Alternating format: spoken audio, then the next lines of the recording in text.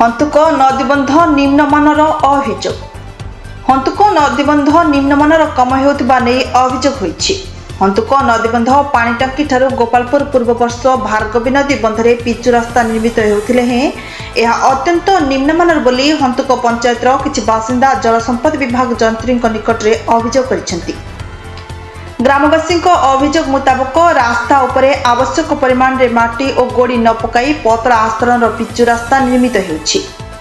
2.5 inch परिवर्ते 0.5 inch पिचु पकाउछि। निकट में होइतिबा वर्षारे रास्तार उभय पार्श्वर माटी अतरा खसीथिला। पिचु रास्ता उपरु बकल बकल होई छाडुछि। निम्नमानर काम नहीं कंट्राक्टर को अभियोग कले से काम अधारु बंद करदेबा पई कहउछंती बोली ग्रामवासी माने निज अभियोग रे दर्शाइछंती। एने ग्रामवासी जलसेचन अधिकारी को सोशल मीडिया रे जणाइबा सह अभियोग पठाइछंती। तेणु रास्ता कार्यर पुंखानुपुंख तदंत करा जाई रास्ता काम यथाचित करिबा पई ग्रामवासी निवेदन करिसेंती।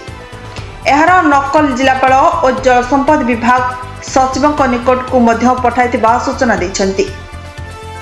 Bureau report Narad news Odia.